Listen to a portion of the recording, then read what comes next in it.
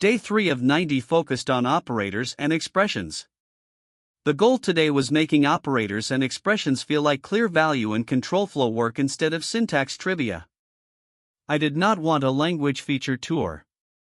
I wanted a model I could still explain after the demo code grew into a real application. The first concrete check was clear value shapes. That sounds small, but it decides whether the code reads like a contract or like a lucky sequence of feature choices. The second check was control flow that makes valid states obvious.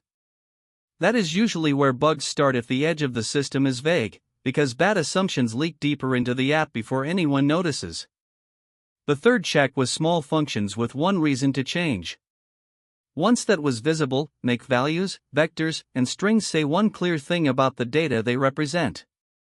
That is what made the lesson feel reusable instead of tied to one tutorial example. The implementation only started to feel solid once used control flow and function boundaries to make valid transitions obvious. In C++, that usually means the types, ownership rules, and build choices all need to agree about who owns each decision.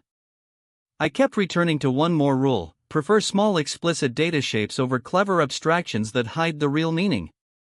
That is the part that shortens debugging because the code tells you where to look instead of forcing you to reconstruct the intent from scratch. The predictable mistakes were using broad or vague types until the data model stops explaining itself and writing control flow that technically works but hides which states are actually valid. They look different on the surface, but both come from letting convenience win over clarity. So my recap for day 3 is simple: making operators and expressions feel like clear value and control flow work instead of syntax trivia.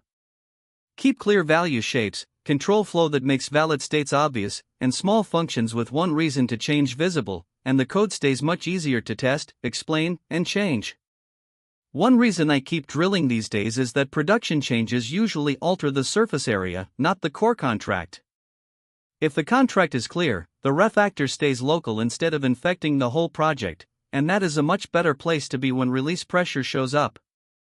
That is especially true in C++, where templates, headers, allocators, and threading primitives can all make the code look more connected than it should be.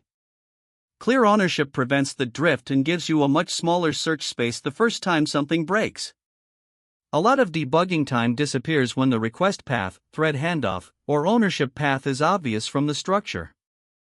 The language helps, but only if the design is honest and the boundary is visible in naming, types, and flow. My test is simple: could I explain this same design tomorrow with a different example and still keep the same reasoning?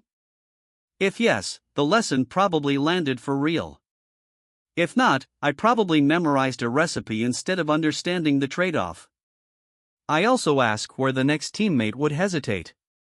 That question usually points at the first boundary that is still implied instead of stated, and cleaning that up early is almost always cheaper than doing it after 2 more features land on top of it. When the code is shaped well, the types, functions, tests, and diagnostics tell the same story. When they do not, the mismatch shows up in review before it shows up in production, which is exactly where I want the correction to happen. That is why I keep practicing with one concrete path at a time. A small path is enough to reveal whether I understand the design or only recognize the tooling around it, and that is a much better signal than just getting the sample app to run once. The pattern I am looking for is repeatability. If I can take the same boundary, reuse it in a slightly different context, and still trust the behavior, then I know the lesson moved from recognition into working engineering judgment. That is also why these daily rewrites matter. They force me to say what the code is promising, what would break that promise, and what would help another engineer recover the intent without reading my mind.